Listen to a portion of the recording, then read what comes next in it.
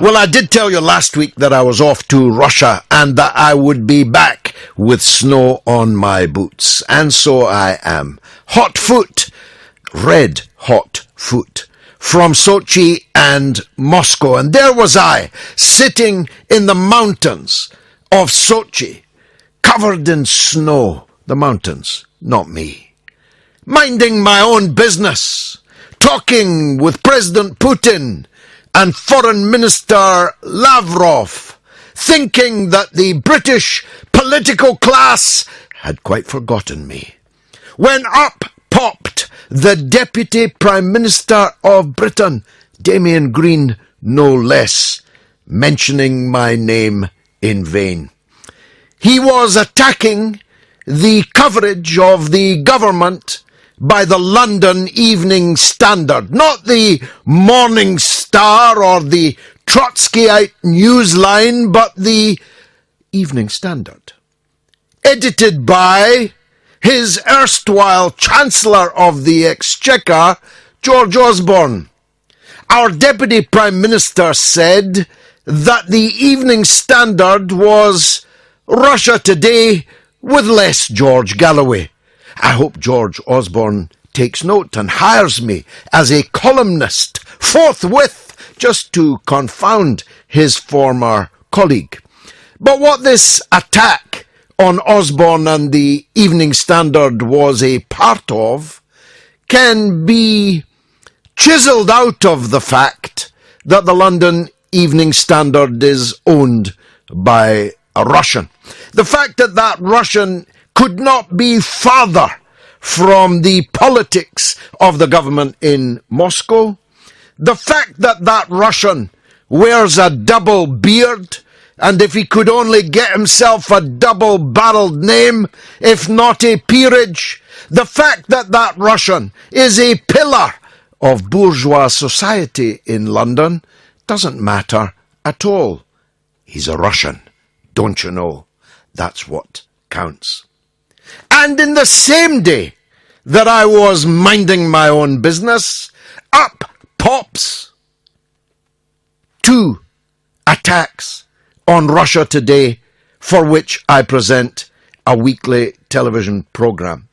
Technically, I make it for AP, Associated Press, a giant American multinational, and it's them that pay me my wages, but that's a mere technicality.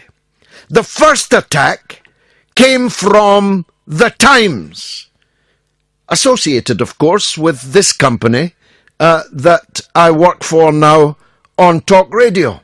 They have been for many months and now have moved into overdrive to ban RT from the British airwaves in defence of free speech and freedom of expression. A bit like the American general in Vietnam who famously opined this village will have to be destroyed in order to save it.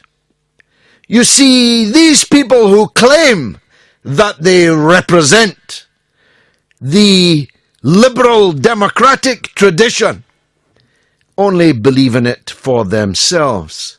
They believe in their right to speak freely, but they don't like it up them. Well, some of them do, but they don't like it up them when alternative sources of news and views manage to gain, step by step, bigger and bigger audiences and participation. And that's what the Times really hates RT for, because more and more people are watching it. Now, it's a perfectly legitimate commercial organisation, and of course you couldn't watch it except for the Sky platform, to which it pays, no doubt, a handsome rental for a place on that platform. So Mr. Murdoch, who owns that platform, owns this platform, and owns the Times, well, I'm sure he's celebrating the whole thing. He wants to let 1,000 flowers bloom. Otherwise, he wouldn't allow me onto his radio station. Now, here's the rub. I work here for Mr. Murdoch. He nor his agents have ever ever told me what to say and what not to say. And I don't believe that they ever will. And if they ever did, I'd no longer be here. The same is true of RT, who have never, ever told me what to say or what not to say. And if they ever did, I'd no longer be there. I even used to work for the Iranian government-owned Press TV, and exactly the same obtained there. And in fact, I'm speaking to Andrew Gilligan, who's worked for the BBC, now works for the Daily Telegraph, and was my colleague at Press TV. So me and Andrew go back some. We were both employees of the Iranian government's Press TV, which never told me, and I dare say never told him, what he should say or not say. The proximate cause of the Times attack on RT was a Labour MP, no, mere Labour MP, the deputy leader of the Labour Party, Tom Watson, who wrote to Ofcom demanding the RT's billboards on the London Underground be removed. Now, these billboards had been widely praised for their wit, originality, ingenuity. They said things like, lost an election recently, blame us.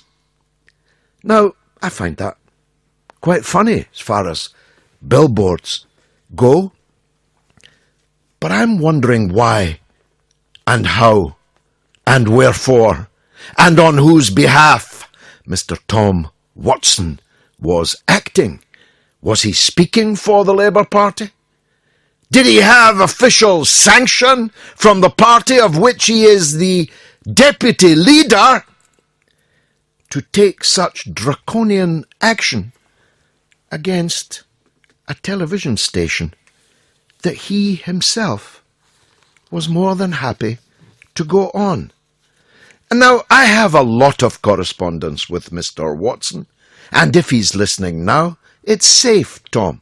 I'm not the sort of person who routinely publishes private correspondence.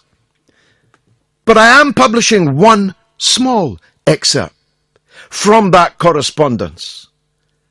It's a note I wrote to him asking him if he would come on my RT brackets Russia Today close brackets television show this week to talk about the Labour Party, and he replied, "Sounds great. Is it this Thursday? What time?" So, Mr. Watson, what I cannot accept is hypocrisy. I hate hypocrisy more than I hate almost anything else. That's why I'm so cross about this Labour MP Clive Lewis brouhaha. My producer will nod if I'm not allowed to use the word. I'm happy not to use it because I hate it and never use it myself.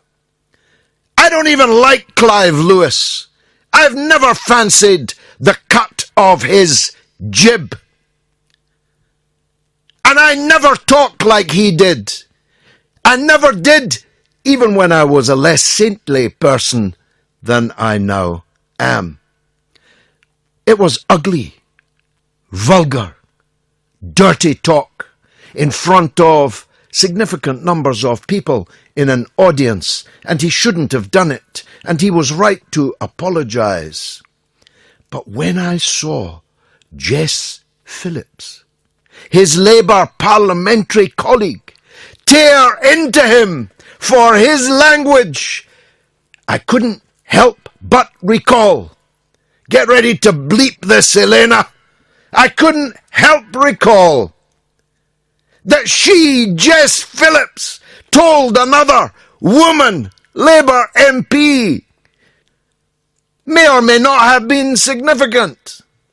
She says you always have to watch your language, which is why, no doubt, she said she'd stab Jeremy Corbyn in the front. She'd stab him. You know, like poor, late, lamented Joe Cox was stabbed. These hypocrites make me sick. And lastly, I just discover from the news that the British government appears ready to hand over 66 billion pounds to Juncker and Tusk to keep them in the style in which they have become accustomed. 60 billion pounds of your money, which could have been spent on your children, your parents, your grandparents, your housing stock, your health service. 60 billion for what? So that they will agree to move on to actually negotiate with us the terms of our departure from the European Union. All of that is bad enough. What's worse is the number of liberal and progressive people in Britain who are on the side of Juncker and Trump in this, who are willing, like a fifth column, willing on the Eurocrats to demand more and more and more of our money, make it as difficult as possible for us to implement the democratic decision made by our people in the EU referendum last year. Hypocrisy? Ha! That doesn't begin to approach the state of affairs that we're in today. And as for Donald Trump, you wait till you hear what I've got to say about him later. This is from Twitter, Cornelius III. Hang on, Mr. Galloway. Isn't there a video clip of you calling Katie Hopkins a B asterisk, asterisk, asterisk, asterisk? I think I've got the right number of asterisks there. Cornelius III, no there isn't. That's not the word I used. I don't think I have ever used that word about anyone. I don't actually like it. I called her something much worse than that. It began with F, and it was a 4-letter word, and wholly justified so far as I am concerned. Now, our first guest for the evening is the redoubtable Richard Tice. He's the co-chair of the Leave Means Leave campaign group and co-founder of Leave.eu, which I think I'm right in saying, though I have just come hot foot from Russia, is today being accused by another titan of the labour movement, Mr. Ben Bradshaw, of having been funded by the Russians. Richard, tell me it isn't true. Good evening, George. How are you? I'm good. You know, you're going to expect that nonsense from, frankly, whinging Ramonas who still can't get over the fact they lost. Indeed. But what we really want to do is to focus on where we are today in these Brexit talks and what the Prime Minister and the government should do if the EU wants to continue to sort of string us along towards a really bad deal. That's the key focus. Well, Koensberg just said on the BBC that the progress that was made today was metaphorically measured in inches. But this is a journey that has many, many miles to go. So I'm going to put to you what I have been saying from the very beginning. We owe these people nothing. As a matter of fact, they owe us, if you want to be technical about it. We have been net contributors for decades decade after decade, to the European Union, and we've decided that we are leaving. Now, of course, any commitments that we've made, which specifically bind us, we must, of course, if we are a country with any honour, live up to those pledges. But the idea that you will not negotiate the departure of one of your member states until you agree to their extortionate demands, if that happened in private life, Richard, the police would be called. It has a word, a name, blackmail. Am I right? You are completely right on that, George, and that's why our Leave Means Leave campaign, we were the first people that came up with the slogan, no deal is better than a bad deal. We organised a letter yesterday morning to the Prime Minister, signed by leading former ministers, Secretary of State, academic military figures, which was all over the news yesterday, because it's really important. You will always end up with a bad deal unless you're prepared to walk away and go down a different route.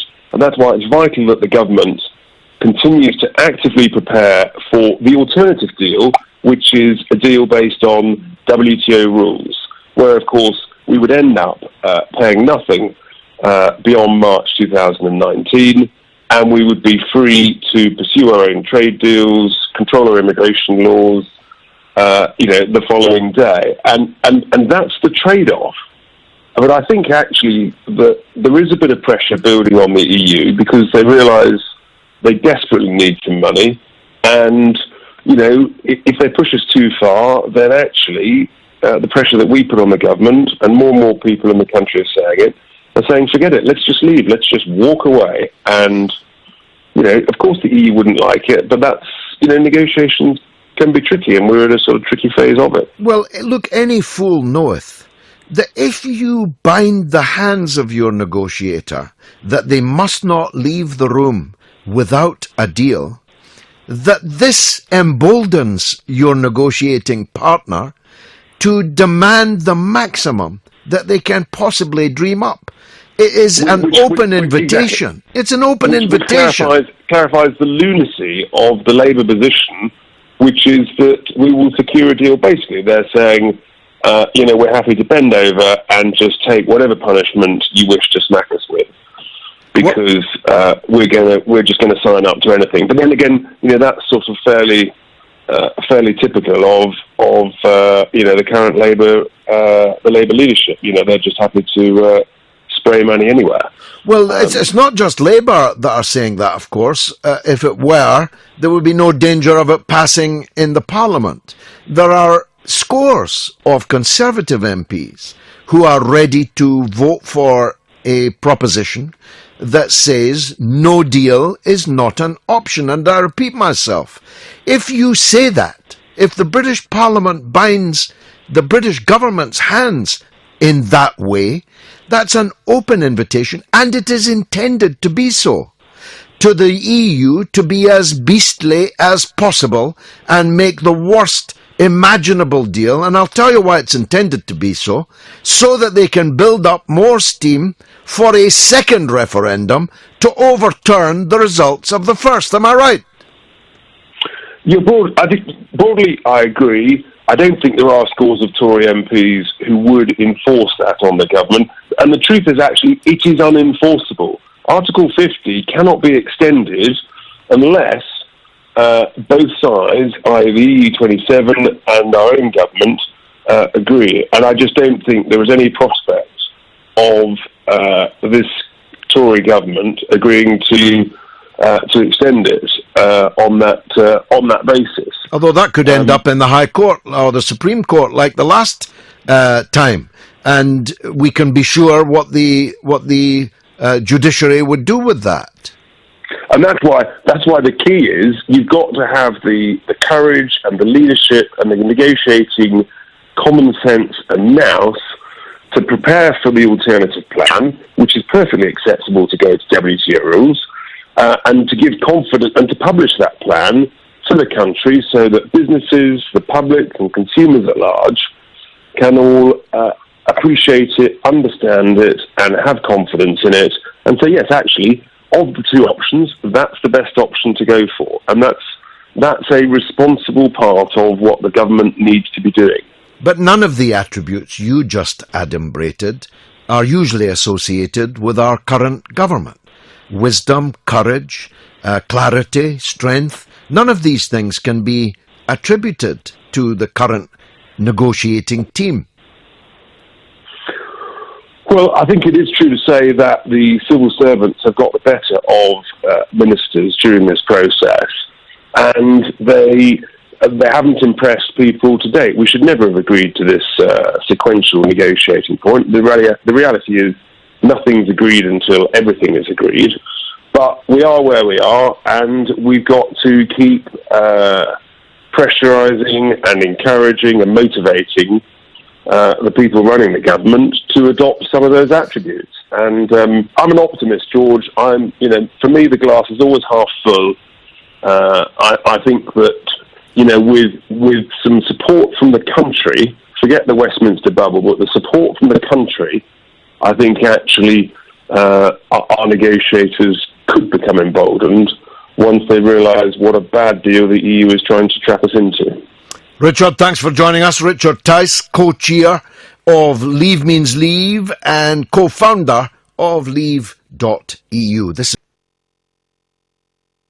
Peter says, Mr. Galloway, this establishment are in a state of fear and alarm. God bless Sputnik and RT. Viva Corbyn. Peter in Red Clydeside. And another SMS saying the opposite. In local paper, a couple constantly bang on the door of Polish neighbours asking why they hadn't gone home. Hope you and the anti-EU Benite dinosaurs are proud. That's anonymous. Doesn't that surprise you? Listen, Mr. Anonymous, here's a telephone number. Why not write it down? It's 0344 499 1000. If you have any guts, if you have any decency, if you have no shame about what you've just written there, why don't you call me? Come and have a go, if you think you're hard enough. Fra Hughes says Russia today is a threat to the neoliberal propaganda used to control the public narrative in the UK. And Kira Robinson, wonderful lady who follows us every week, says, great opening speech, George. I will only be listening till 9. I'm going to help out at my local homeless centre tonight. God bless you, Kira, and all who are doing similar things. Dan says on SMS, I've seen numerous videos of Jess Phillips on YouTube, and she seems a vile, disgusting person. She'd do anything for a female leading the Labour Party. Oh no, Dan. Diane Abbott's a female, but Jess Phillips told her to F off. It's not any female that she wants leading the Labour Party. She's probably crazy enough to imagine that it might be her. And Chris says, Britain seems to have become a joyless, humourless cesspit of liberal insanity now, where your good self seemed to be the last bastions of truth. Well, Chris, thank you for your kindness, but I make this caveat. When I listened to Clive Lewis's Error, I cringed. Not only do I not think it was humour-full, I thought it was crass, ugly, vulgar rubbish.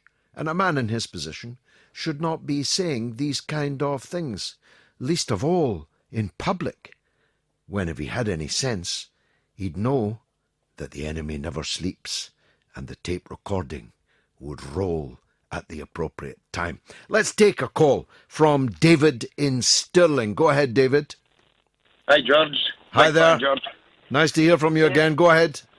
When are you getting back to the Labour Party, George? Well, that's something that might happen or might not happen. I don't want to talk about it here, really. Yeah.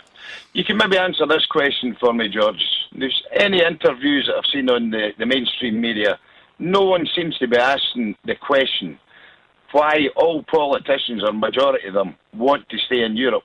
Is there any financial links there? No, I don't think so. But you're right. Your first part of your statement is absolutely correct, and it is not well enough understood, and I'm glad that you have brought it up. Listen, I mean, the I know majority, David... MEPs will be put out of job. Yeah. But is there, I mean, Nobody's paying attention to them. Nobody even knows who they are. But the majority of the British Parliament, in both houses, want to remain in the EU. I'll go further and say that a majority of them hope that this whole process will crash and burn and that we do somehow end up staying in the EU. The great majority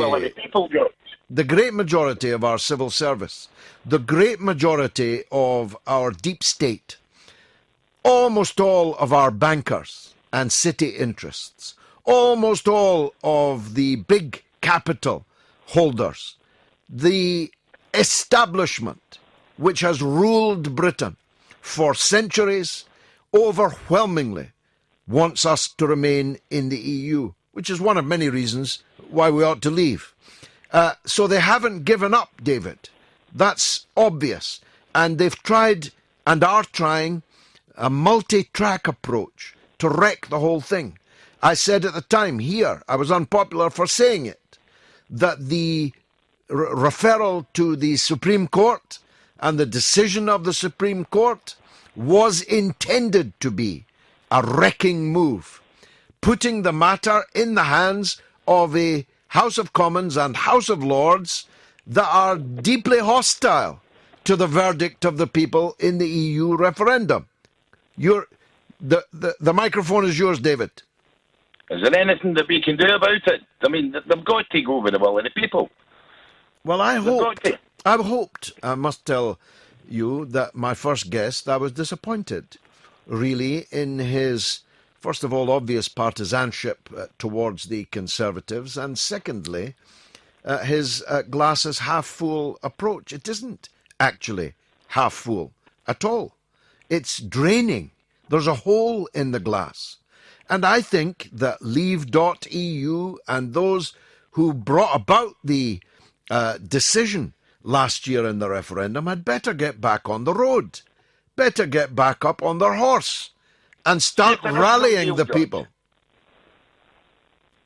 George, if there is no deal, we have to go back to World Trade Organization rules. That's fine. That's how China... Is that not a better deal for us? Well, of course it is. If we're going to have to pay $60 billion before we can even begin to discuss the other aspects, it is undoubtedly a better deal. And that's the deal that China trades with the EU on. There's no shortage, is there, of Chinese goods in the European Union? That's the basis that America trades with the EU. But it never seems to come out in the mainstream media about these things. It's all negative. Do you know when the last time I was on the BBC or ITV or Sky News to discuss these matters? Because if you know, I don't. Because it's so long ago, it can be numbered in years, not months. They don't want people who are able to speak and convince people. They don't want us to be able to... Question time, George. Always look for your name there. Well, I haven't been on Question Time for well over a year, and I don't expect to be on it again. David, thanks for the call, pal. Need to press on. Mark in Tunbridge Wells. Disgusted of Tunbridge Wells, as we call him. Mark, go ahead. George, how are you? All right? Yes, very well, thank you. Yes, you would know this more than me. I've only just looked it up a couple of days ago. The European Coal and Steel Community, 1951, the French minister that set it up, helped set it up, and said the 6 countries, we were invited to join. And the reason they set it up was to say that the French minister said at the time is to not only make war unthinkable, but materially impossible, because France and Germany had to be linked together because of 100 million casualties in 2 world wars. Mm-hmm. We, at that time, were invited. And for me, you're far more experienced of seeing the kind of people that I imagine it's like. But when I look at reading the other day about Suez crisis, that we ended the Second World War, we were flat broke, we lost the empire, all the countries that were once bowed down to us stood up to us, and then the humiliation of Suez, that the people that I feel are still the same people today, that they still have some kind of like a heavyweight boxer that was once thought he was the man, still wants to go around doing colonial wars, Argentina, and still acting like the big guy, but forgetting that to go and trade with India today, 70% of the population live on 50 bob a day, whereas when you look at Holland, their population, if they were the same size as us, they'd have a couple of 100 billion more in GDP. They export twice as much as India. So we've got people here saying to us, we want to trade with the old empire, and the Dutch, who've got this huge output, these highly educated people. So for me, the whole dilemma is saying there's lots of people with lots of agendas, and no one's ever actually pointing out someone like my grandfather left Musselburgh 100 years ago when he was 15 years old to go and fight in the trenches to see what it was like to see men gassed and die like dogs, and then come back to the Second World War as a sergeant major, go to Norway, get injured, spend the rest of his life working and giving to his country, never complaining. And no one ever says that we are so short-sighted that the whole point of being in Europe is the reality that we've had so much grief over the last 1,000 years, and it's not about money and greed anymore. And that's what the Europeans have finally got. It's not about money and greed. It's about saying there has been chaos in this continent, and we are one of the main players. Well, we have been, and of course, we ultimately asked to join the common market, as it became known, and President de Gaulle vetoed our membership. And then ultimately in 1973, Ted Heath, the sailor man, took us in. Listen, Mark, we're not leaving Europe. Even if we wanted to, we cannot. We are European people. We are a part of the European continent. Europe and the EU are not the same thing. Kafif in Leeds, that's why he's up next. Kafif, go ahead. Yes, George. I can't believe the EU are demanding £60 billion to continue negotiations with us. I mean, that's more than our entire yearly deficit at the moment. Yeah, actually, Kafif, let me just correct that. I may have mispronounced it. They're demanding 100 billion. 100 billion. She has offered 60 billion. Our annual deficit. Yes, I mean, we have a trade deficit with the European Union, which is £60 billion. I mean, if we don't get a deal, German automobile workers, the people who work in German car factories will become made redundant. Greek olive farmers, French wine people who work on French vineyards, Dutch cheesemakers, Swiss chocolatiers. This is all about punishing the UK completely for voting for Brexit. We should walk away. It's simply, they should pay us money to have free trade with us, because it's their businesses that are going to suffer from this, George. But they have got an agenda which wants to punish us. It's as simple as that, and we need to walk away if they don't pay us money. Well, you, as a regular listener, Kafif, you'll know that I argued from the beginning that all that was needed was a simple email. We're leaving. Our people have instructed us to leave. We wish you the best. We remain Europeans. We want the best possible relations with you. We will not put any barrier, tariff or non-tariff, in front of your trade with us, and we presume that you will not do differently to us. We will not throw out any of your citizens who are lawfully settled here and want to remain, and we assume you will not do differently. We will continue to cooperate with you on law and order, terrorism, and so on. That's what should have been done. The worst decision that we made was to agree to debate a divorce bill before we debated the leaving of the EU. As Richard Tice just said, it ought to have been our position, if we were to go there at all, that all of this must be agreed as one package, and that to do otherwise is to succumb to blackmail, which is a criminal offence. Unfortunately, Kafif got lost there, which is a pity. Forgive me, Kafif, for cutting into your time.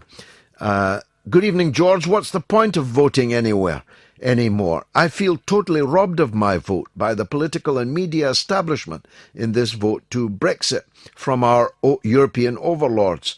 Do you feel like me that the Brexit victory has been robbed from us by these thieves and vagabonds, says Stuart from West London.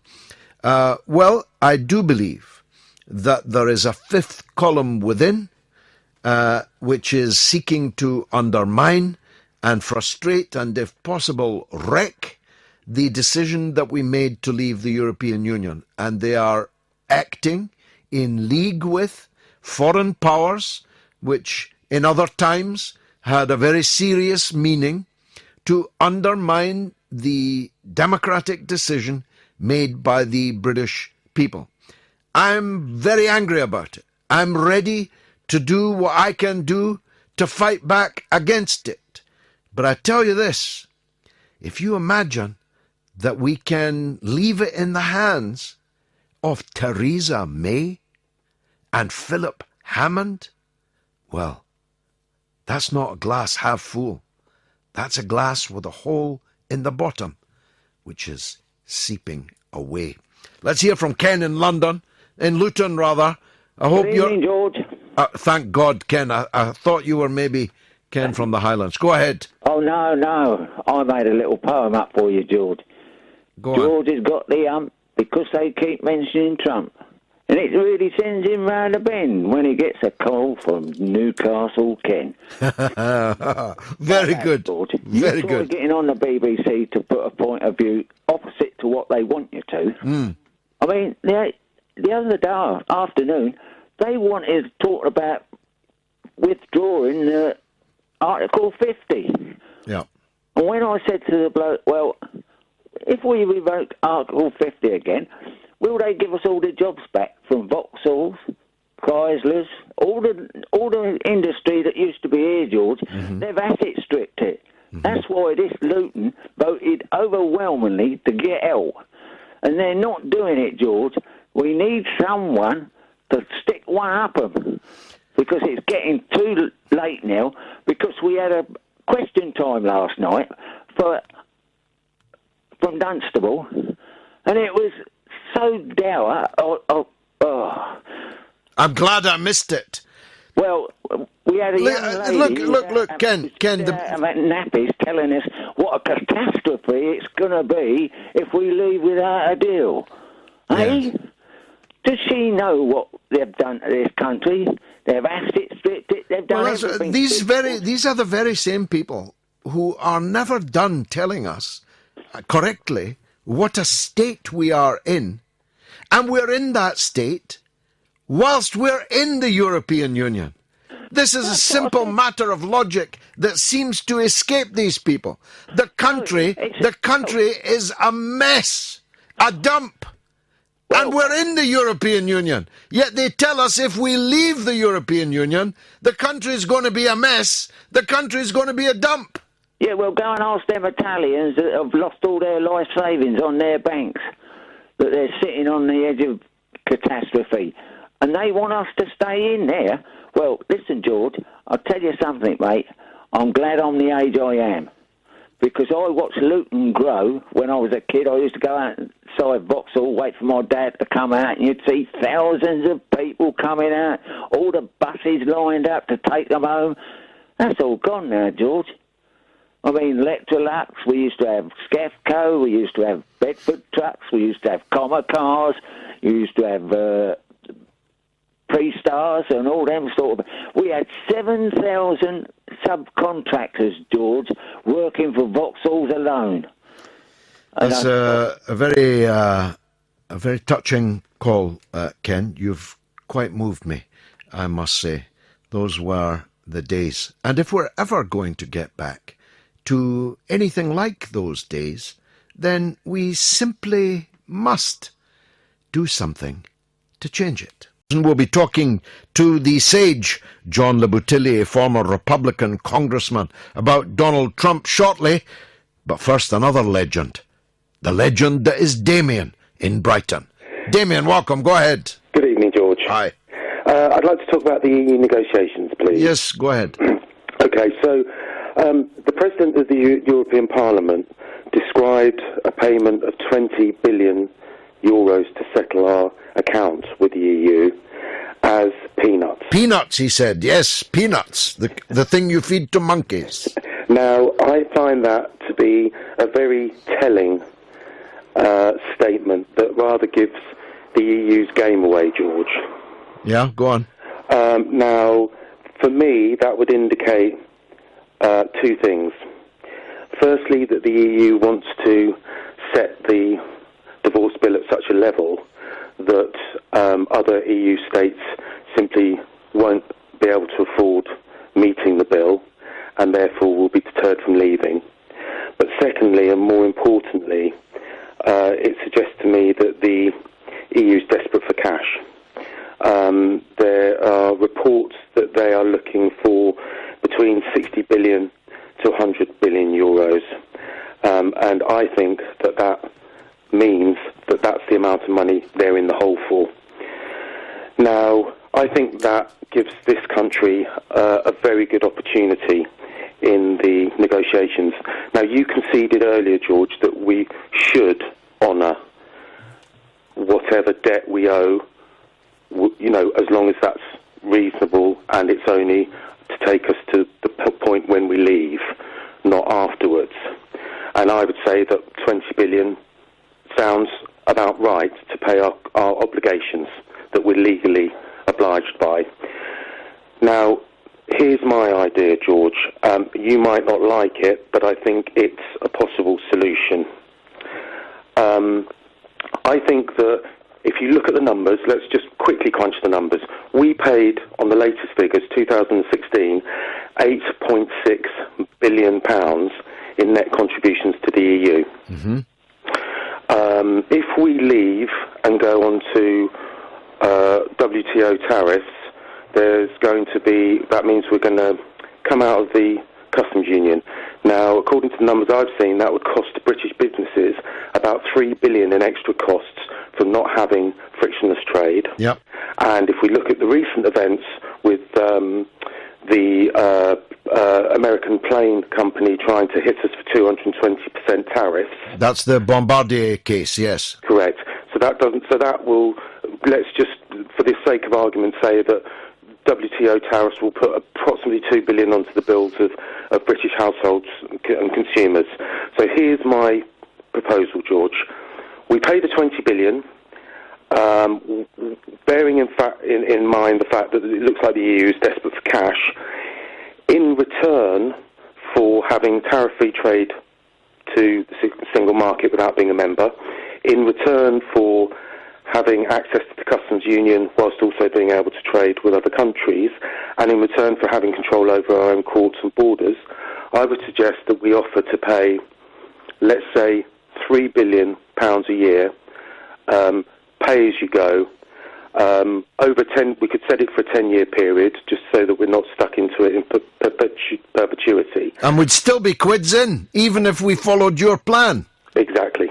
We'd still be lots and lots of quids in.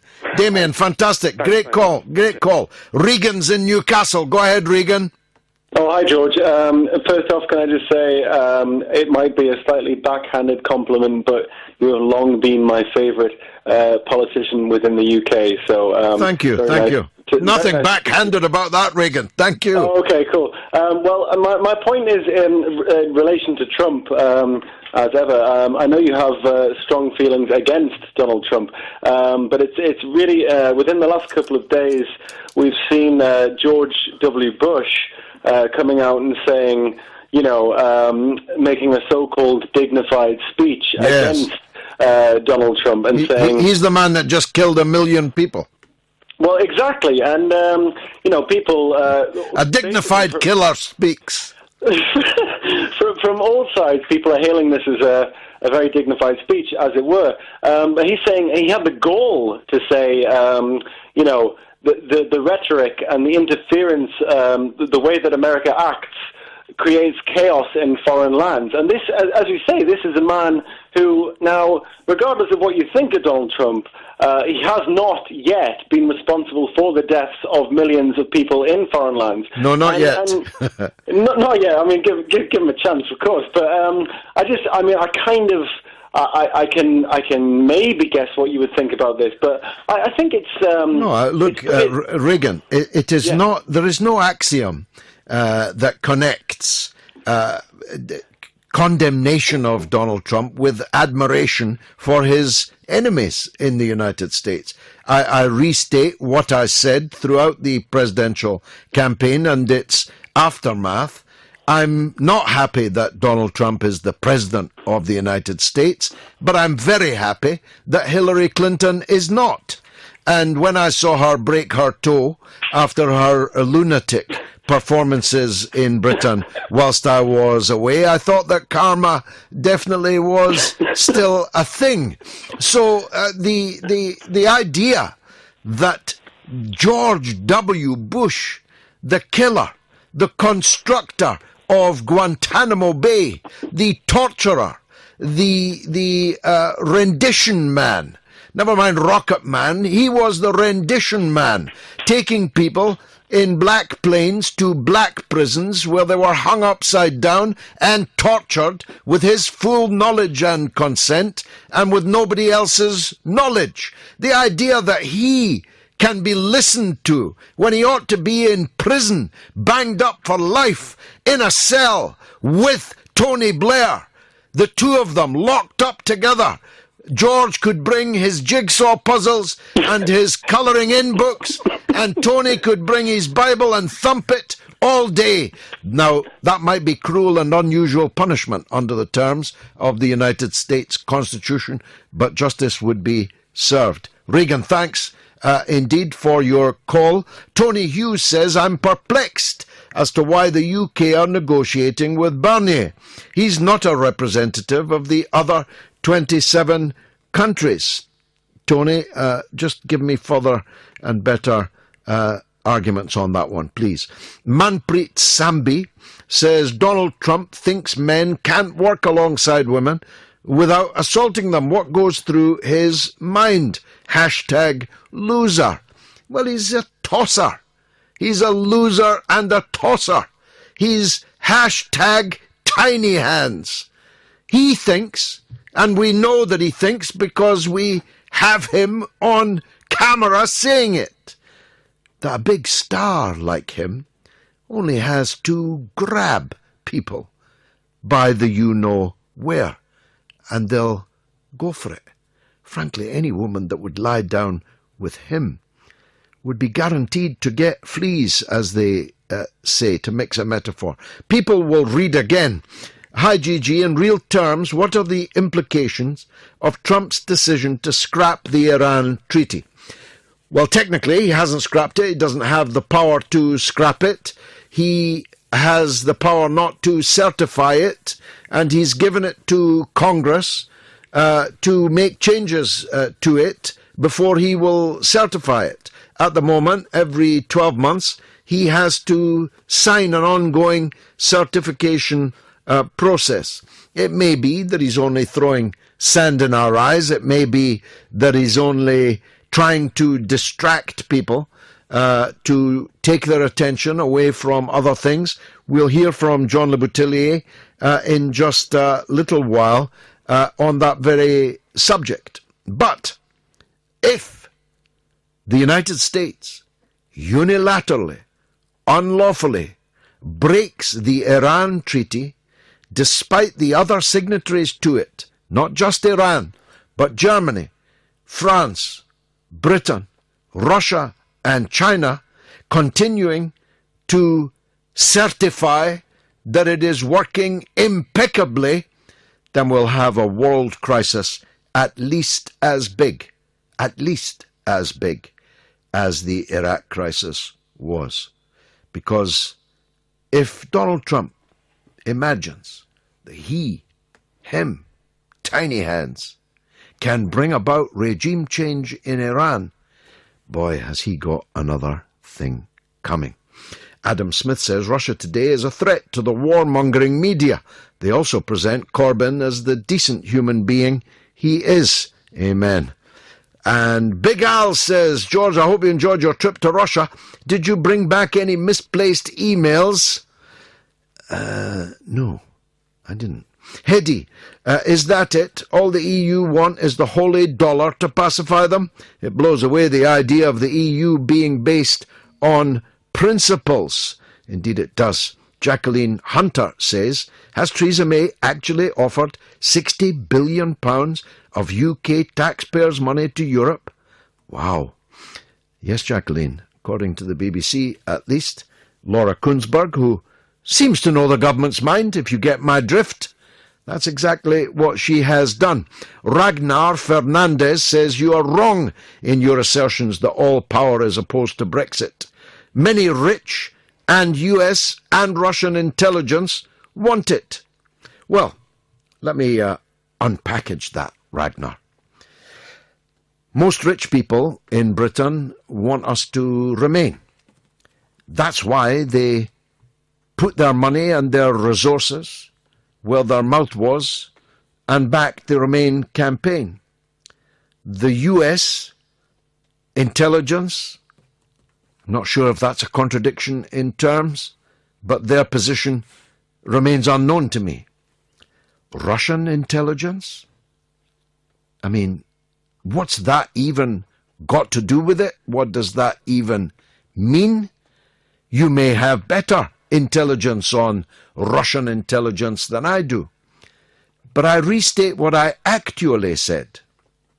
That inside Britain, the vast majority of Whitehall, the deep state, the parliament, the media magnates, the bankers, the financial interests, big industrial capital, insofar as it still exists, the establishment of Britain wants to remain in the EU. And something just occurred to me, Ragnar, as I was adumbrating that list. And this is something that some of the so-called progressive, so-called liberal, pro-EU people have to confront. That's exactly the same coalition that marched us into the war with Iraq and the state we are now in. Right down to the single, most clear, most peripatetic, most active tribune of the pro-EU cause in Britain. What's his name? What's his name again? Tony Blair. And his liar-in-chief, his Goebbels, Alistair Campbell, was given screeds in The Guardian this very week, demanding that Theresa May call off the Brexit. And some idiot tweeted it to me, of all people, saying, brilliant article. I said, a brilliant article by a proven liar and deceiver, the results of whose handiwork can still be seen in the rivers of blood flowing all over the world. Brilliant article. These people should be in jail, not writing in The Guardian. Every week I say to my clever colleagues behind the glass, can we not discuss Tiny Hands tonight? Because I don't know about you, but I prefer to forget that he is still around. But every week he confounds us, and every week he throws me into the arms of the wonderful honey-voiced former Republican Congressman John Le Boutillier. So every cloud has a silver lining, John. Hi, welcome. Thank you, George. That's very kind, but I share your opinion. I find this is a nightmare that you don't ever wake up from. It just goes on and on. And my God, we're only 9 months in of a 4-year term, and God knows where it's going to go. You know, if we're here at 9 months, I can't imagine in 18 months that this thing couldn't be, have crashed and burned by then. Well, let's look at the proximate cause for our discussion this evening. I don't know, it's perhaps unfair because it won't have been big news over there. But he has tweeted today, not a mistaken, but a false claim that England and Wales crime figures are a result of Islamist extremism when no reference to either Islamism or Islamist extremism is even in the figures, even in the report. Now, as I've been saying, he's the president of a country where a few weeks ago 600 people were shot in a single incident in Las Vegas. And yet he's got time to read, if he does read, digest, and then tweet about our crime figures, which of course would be a quiet afternoon in Baltimore. John. Yeah. Well, I saw that tweet. I see them all. I get them all. I shake my head. The number of times this guy's wrong and says or tweets absolute fabrications, misstatements, or just lies. It's breathtaking. And yet his supporters do not punish him for it. It used to be, up till him, in our system, a president could not say wrong things. They went out of their way to have the staff make sure every word that was uttered by a president or written or signed on a document by the president checked out and was accurate. And that has gone out the window with Trump for the 37% who love Trump. Now, the rest of the country is where you and I are. They just shake their head and they don't get it. And I think where they're more disappointed, George, is not in Trump. It's in the 37% of my fellow Americans who look at the same guy we're looking at and see a different man. They see a guy that almost walks on water to them. And you and I look at him and go, he's an utter fool who has no business holding this job. It's amazing, really. Well, the yesterday's scandal, that was today's, yesterday's scandal was when he invited us to take the word of him, a serial liar and deceiver, over the word of the widow and mother of a black soldier who'd been shot in Niger where nobody knew there even were any American soldiers. Tell us about that. That's correct. We have 800 soldiers in Niger, as they call it, or Niger, and there are about 100 of them were doing counterterrorism operations. 4 of them were killed 11, 12 days ago, including this fellow, Sergeant Johnson from Miami, Florida. And this week began on Monday with Trump having this impromptu press conference. And during that press conference, he was asked about these 4 Green Beret sergeants who were killed. And out of nowhere, he says, yes, I'm going to get to them. I'm going to write them and maybe call them. And other presidents like Obama and other presidents, they didn't call, but I'm going to call their families. And that set off this back and forth from the staffs of Obama and George W. Bush about the fact that those presidents sometimes did call the families of dead soldiers right after the death occurred.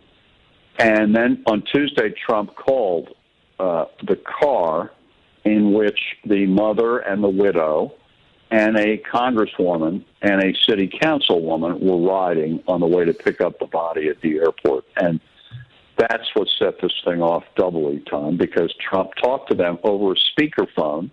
They all heard whatever he said, and they were all outraged over Trump. Now, I think what it is I don't think it's the words that they were outraged over as much as the probably condescending, dismissive tone of Trump.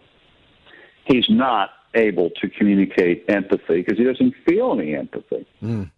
And if you don't feel it, you can say stuff like, well, he died. He knew he was going to probably die. And it sounds like I don't give a damn. And I'm not sure Trump really does give a damn. Trump really cares about Trump, period. And he's not in the league. We've had 3 recent presidents, Reagan, Bill Clinton, and Obama, who were absolutely first-rate at empathy and being the empathizer-in-chief as part of being the commander-in-chief. And even George W. Bush, after 9/11, had his moments, but it was pretty good. But this guy, forget it. I mean, he just can't. George, he cannot communicate anything properly. Can't do it. He reportedly said to a widow whose husband's body she was about to pick up that he knew what he'd signed up for. Do you think he really said that? Well, that's my point. That's what I just meant when I said the words as opposed to how they came out. It was the tone. Now, yesterday, because of this disaster, General Kelly, the White House Chief of Staff, a former 4-star Marine general, he's now retired. He works for Trump. He runs the White House now. He came out to the press room to explain what went on here. And he said that this is what you say to the families, that the soldier, as sad as it is that he, or now she sometimes, died, they died doing what they wanted to do, which was defending the United States of America. And they usually died with their best friends doing this noble cause. And that when they signed up, they knew there was the chance this could happen, and that's the cause they gave their life for. And I think the way Trump said those words to those women in the car is what set them off. He didn't say it with the sincerity that General Kelly said it, or I just said it hypothetically to you, that your son gave his life for our country. He knew this might happen, and he's a hero for doing it. It's how you say it. And Trump, he can't communicate. That's all. He's terrible at it. George, you got to look back. Can we go back a year? Yeah. We talked before the election a year ago. Now that it's a year, I kind of get a bigger picture and a better in focus look back. And what this guy was elected to do by the people who voted for him. It's simple. They were so angry at this status quo in America that they said, the hell with it. Nothing works. I tried Obama. I tried all these different guys. We voted for them. It didn't work. Let's throw a hand grenade into Washington and, in effect, blow the damn place up, because then after that it might work better. And that's what Trump was sent to Washington to do, to be an ongoing hand grenade and just blow up everything. And that's what he is doing. And in that sense, he's doing what his supporters told him to do. Now, it's no way to run the country. It doesn't work. But that's what we're going through in this country. Finally, John, they've all gone quiet on the Korean issue, even to some extent on the Iran issue. Should we be reassured by that, or is some devastating change or action in the pipeline, do you think? Okay, so working backwards, I don't think anything's happening or going to happen on Iran. I think that's done. It's been kicked over to Congress to set up a series of benchmarks over the next 3 to 6 months. So I wouldn't worry about that. I don't think there's going to be any military action towards Iran. I'm not losing any sleep over it. North Korea is the one that's potentially big trouble right away. And we will know before anything happens. We'll know, because there'll be a mass evacuation of the 250,000 Americans who live in Seoul and surrounding areas in South Korea. And there'll be a massive increase in military assets moved up into the region, both at Okinawa, Japan, and South Korea. None of that's happening. None of it. The rhetoric goes against our actions. There are no actions indicating that we're getting anywhere near a war.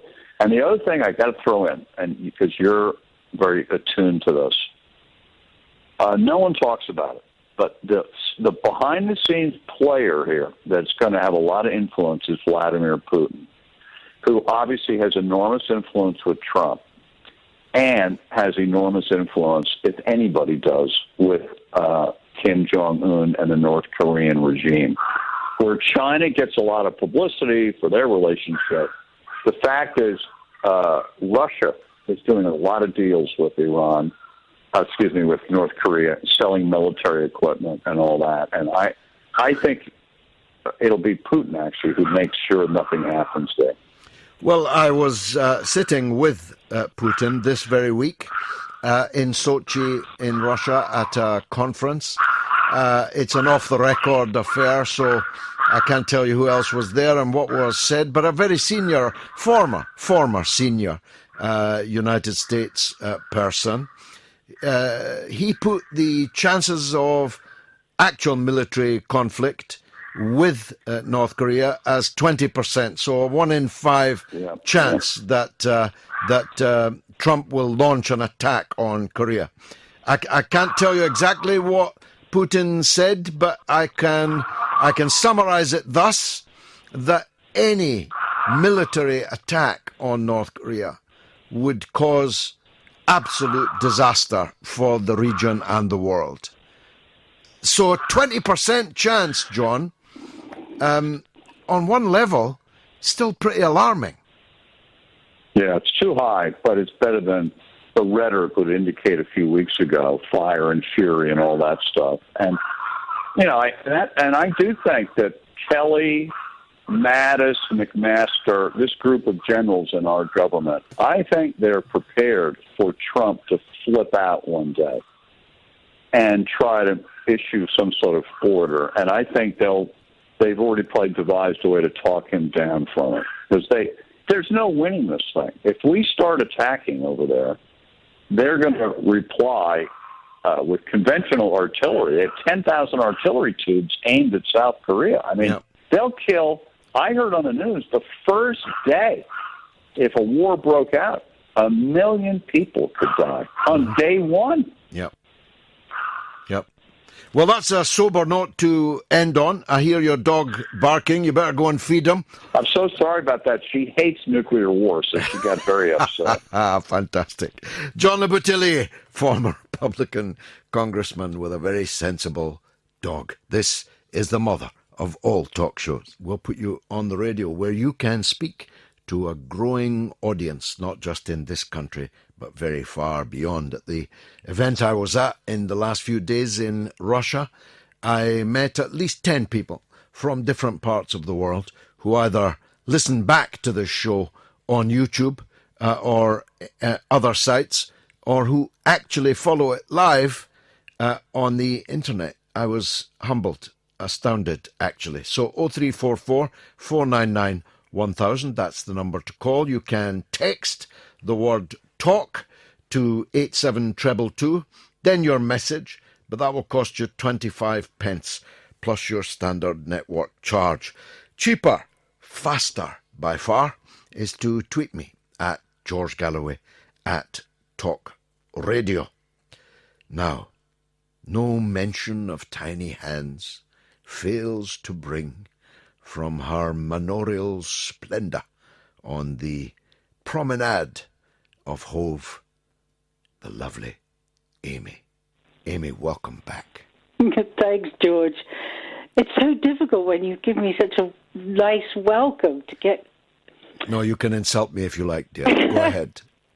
Do you know, George, that I'm sorry, but I don't... John, the Le Boutillier, is obviously of the swamp, okay? It's so obvious to me. He is a Republican congressman, of course. Yeah, and, the way he's portraying the president is so disrespectfully. I never has a president been treated with such disrespect from other politicians in his own party, and I am honestly disgusted with it. He's not unhinged. He cares about people, and he took the time to make the difficult phone call to these people who've lost their loved ones. Not every president does it. It's not some sort of, it's not a game. It's a very emotional moment. And so... It seems to have backfired because he ended up upsetting the women. Because of this stupid congresswoman who took advantage of the situation and made a political point from a very personal call that should not have been heard publicly by other people outside the family. So I don't know what the widow was doing, having the congresswoman listen in, but it was all disgusting, and I'm appalled. And it just seems that the left have no moral boundary. Well, trust me, you can't describe John Le Boutillier as the left. But, Okay, but, no, but no, let's not leave this, Amy. You can say what you like about the congresswoman, but the widow was very upset by what your hero said to her. The mother of the slain soldier was very upset by what the president said. So at the very least, you'll have to accept that his phone call, however it was intended, did not succeed. Instead of condoling the women of the family, it upset them. That's a fact, nothing to do with the congresswoman. Do you know, George, how everybody's interpreted this is so upsetting because John Kelly, the general, who lost his own son, told President Trump the words that were told to him when he lost his son. So Donald Trump said exactly what General Kelly was told. He used the exact same words because he asked him how he should phrase it. And so he worded it exactly the same way as General Kelly was told. That's why General Kelly was upset. It's because he's the one who said how to phrase it. Well, his son. Perhaps then it was said to General Kelly by a president with a greater ability to communicate empathy. No. Actually, it was Obama, and he didn't call him. It was left to somebody else. Well, Obama in that didn't case, even have the courtesy to speak to him. Well, in that he chickened out. Well, whoever called him obviously did a better job No. than President Trump. No, those were the words, George. But those words. I could say words to you, Amy, in one way, or I can say them in another way. It's how you take them. But they were meant. You've ever heard the phrase, people were doing what they loved to do. They died doing what they wanted to do. That's what is supposed to give comfort to people when somebody dies. That's a very common phrase to use. And the fact that it's been twisted to the point where it's being used against President Trump, who was doing something out of compassion, I'm just fed up with it, George. I am so over these people who are ripping into my president. I'm American, and he is my president. Really? And he is This is a new revelation, Amy. Actually, there ever has been. Are you in Hove, Long Island or something? No, I'm in England. But I'm American. I was born over there. You sound so strawberries and cream Wimbledon English. I know. I was educated here, George. My mum's from Scotland. I'll have you know. Your mum's from Scotland and you're living in Hove, but Donald Trump is your president. Yes, so, he is. And he is the most incredible president that he has accomplished more in his 9 months. You keep saying that, Amy. But four presidents put together in their entire... Well, tell us then. Remind us what he's achieved. Well, let me just tell you one thing that, again, it's to do with Syria. And I know you don't know much about Syria because the mainstream media doesn't talk about it. But did you know that Raqqa has been liberated ISIS has held it for 3 years. It has since it's been liberated. You know, and nobody's talking about it. And everybody will give it out. You know, Putin will get the credit because everybody loves to give him credit when it suits them. Oh, yes. They're queuing up to give Putin credit in this country. When it suits. Amy, I have been accused of many things in my life. But to be accused of not knowing anything about Syria is definitely a first. No, George. Amy, there is nobody in this country, from the head of the Foreign Office, downwards and outwards, who knows more about Syria than me. I can promise you that. George, I said to you a few weeks ago, the first time, in fact, I think I spoke to you, was about the fact that there was a ceasefire since the 9th of July. And you said to me there wasn't a ceasefire. There is no ceasefire. There's still no ceasefire. There is. That's the whole point. There's been one since the 9th of July. Now I know you're calling me from Ward 5. There were a general in the Syrian army was blown up just yesterday. He was just buried today. There are people dying in every part of Syria. There is no ceasefire. No, I didn't mean it like that, George. I meant that we are not... Did you know that Raqqa was liberated? Oh, did I? Did you? Oh, I wonder if I did. Amy, are you in the real world? You're asking me, did I know that Raqqa was liberated? Me? You're asking me that? Well, I don't know. I know every inch every bullet, every rocket, every twist and turn of this for the last 6 years. Well, President It's Trump deeply insulting. so President Trump couldn't find it on the map, Amy. President Trump couldn't find Syria on the map. I'll tell you who's liberated Syria. The Syrian army that America has been backing its enemies. Al-Qaeda, ISIS. Yes, Obama. And Trump. Obama and Trump. The Syrian army. Russia. The Russian army. The Iranian army. The Hezbollah guerrilla group. They're the people who have liberated Syria. Don't dare tell me, after hundreds of thousands of them have given their blood, that Tiny Hands has liberated Syria. Don't you dare. I swear. Do not. Keep talking about... Is that all you can do? Is about his tiny hands? Telling you, George. Well, I speak about his tiny hands because you continue to refer to him as an alpha male. He is an alpha male. Well, I have put it to Emperor. you. Well, I mean, for God's sake. I have put it to you many times. George. That an alpha male cannot have the hands of a little doll. George. He has a doll's hands. George. Listen to me. I'm listening. Why... I don't understand your animosity towards President Trump when he loves Brexit. Well, look at... Wait. He said... England, let me count the ways. Of the queue. Amy, let me count the ways. Oh, my God. Let me count them.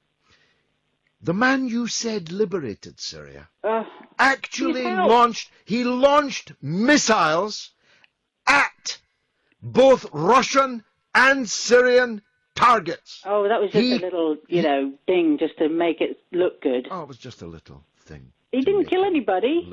Maybe 12 people. I don't know. But anyway, he didn't kill. He didn't. He didn't kill anybody. Only 12 people.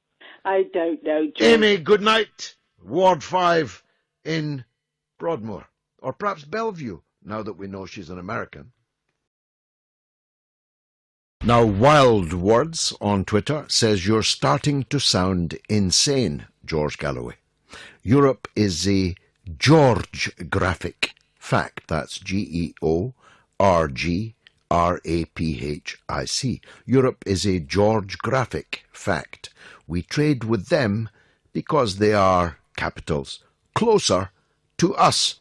Well, as a matter of fact, we sell more to the United States than we sell to Germany, Holland, and France, the three most important markets in the EU.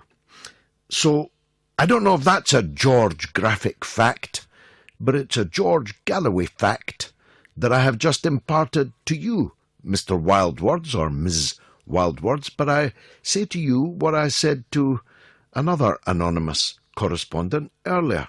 0344 499 1000. Why don't you have a go, Wildwords? If I'm insane, well, it ought to be a pushover, oughtn't it? Now, Declan Hayes is on the line. He knows a thing or two, I think, about Syria, if I've got the right man. Go ahead, Declan. Hello? Turns out he's not there. Let me read on then. This from Alex. RT is one of the few media outlets worth watching, and their content is excellent. I'm very happy that you're challenging the state-sponsored Russophobia, which is decanted on us at every opportunity by the largely supine faux Fourth Estate. We get the same anti-Russian hysteria regurgitated, and Alex goes on in that vein, and he's absolutely right in every particular. Let me see what else I can give you. Ragnar Fernandez already has been on. Question 1. Are business juggernauts the ones interfering with Brexit? Question 2. Can European corruption defeat democracy? The answer, I'm afraid, is yes in both cases. Undoubtedly, Mr. Blair, who is the maestro of all of this, as I predicted that he would be, another of my predictions that has come true. He is deploying the money and the material that is being provided by the richest people in Britain, who include him, of course. He is one of the richest people in Britain. He has made £100 million in 8 years since leaving office. And that money is being put to considerable use. And you see the situation that we're now in. And secondly, can European corruption defeat democracy? Well, it did in Greece. It did in Italy. It did in Spain and in Portugal, particularly in the latter case, where the EU literally told the Portuguese people that they could not have a government which included certain parties and forces who had been elected to power. They would not tolerate anti-austerity government in Portugal, and that they told the president, you must appoint a different administration. Now, I think Declan is on the line. Let's hear from him. Go ahead, Declan. Okay, George, I'm sorry, that old Putin fella seemed to have interrupted the phone call. You know what these Russians are like. Oh, yeah. Well, have you got snow on your boots? Where are you now? I'm in Dublin. Okay, but go ahead. I just want to say about your American friend 2 things. Actually, 3 things. The first thing is President Trump was throwing toilet paper at the victims of the Puerto Rico storm. Or Puerto Rico, as he kept putting it. And the locals didn't even play along and say, what's this fellow throwing toilet paper at us? Marie Antoinette was not that bad. The second thing, as regards Raqqa, and I'll be in Syria in a few days' time with a fairly strong delegation, mostly from Ireland. But even the BBC had to admit that over 80% of Raqqa, where this peace is not fit for man, woman, child, or animal, and probably not even a plant as well. So that's the type of peace that the Americans bring. They just level everything. And the unfortunate thing, and this is the third point, and this is probably why you get called names, is people who can see the reality, and even the BBC had to admit it this time, we're a very small minority because of the lies that the mainstream media churn out, and that people like your American lady with the English accent swallow wholesale and repeat. So, as regards the last one, I don't know what the answer to that is. But we just have to keep on keeping on. All I can tell you to make you, I hope, feel better about that is that there are more people in this country today, and I dare say it's true also in Ireland.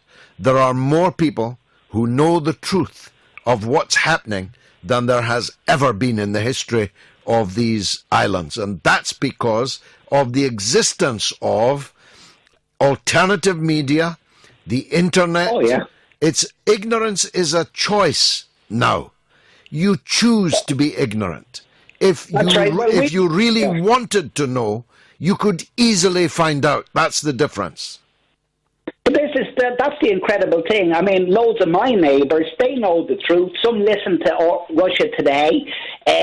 Some listen to the mainstream news, but they're able to interpret it. Tell them they can listen every Friday to the mother of all talk shows. Well, Mr. Trump, you have at least one supporter in Ward 5 at Bellevue. Amy, who is currently in Hove for some rest and recreation, leapt to your defence and thought it was most unkind that I should refer to you, an alpha male, as tiny hands. It may be unfair, but it's irresistible. After all, he's the one who told us what he does with those hands. whether the people who he's doing it to like it or don't like it. 0344 499 1000.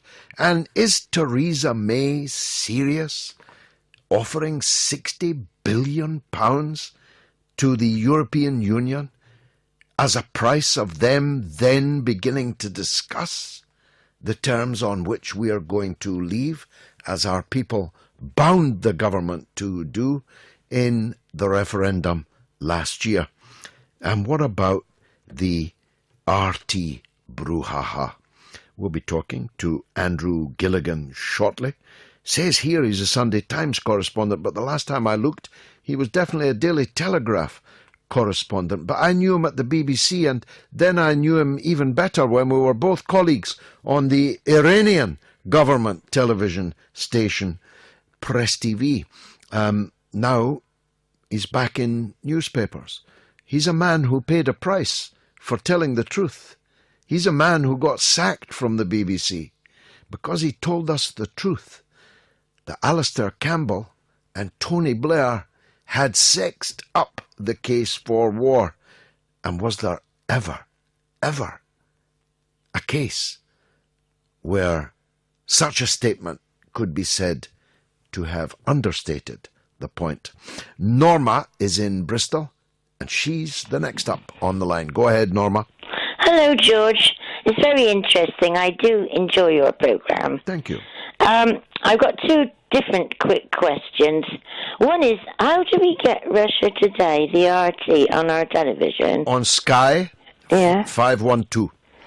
And you have to pay extra money, because I pay quite a lot for all these. No, it's part of the normal Sky package, 512. Is it? Oh, because I'm on Virgin. You don't get it on Virgin, I'm afraid. Oh, we can't get it at all? No, but you can watch it online. Are you online? Are you wired up to the internet? I am, yes. Well, all the shows are online at RT and at YouTube pretty quickly afterwards. Okay. Just type in George Galloway Sputnik, Sputnik. Right, okay, thanks. And the other one is, it is confusing. We've got people like these rich companies, Dyson, Hargreaves Lansdown, or Lansdown Hargreaves, which is in my area. These rich people, they say leaving is good, they want it, and then there's the banks and lots of other rich people who say they want us to remain, and it really is a bit confusing.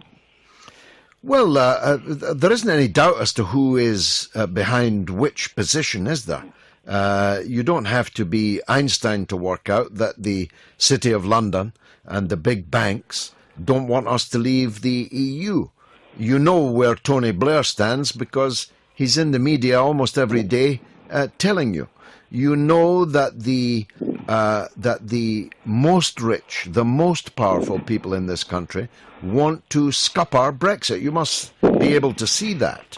Well, yeah, it's just the other big companies, there are lots of them that say, we want to leave, as I just mentioned to you. But which ones? Which big companies? Dyson, Hargreaves Lansdown. There are quite a lot of profitable businesses that are rich that say leaving's good. Well, I've never heard of the latter one, but that may be my ignorance. Oh, that's my area. It's my area. No, they're big companies, so they're very rich. They're in the richest people in the country, Hargreaves Lansdown. Let me try and quantify it. I would say that something like 80% of industrial capital wants to leave. Close to 100% of finance capital, wants to remain. Close to 100% of finance capital wants to remain. I would say that at least 450 members of Parliament want to remain, and I'd say that at least 70% of the House of Lords wants to remain. That's my quantitative hunch on that.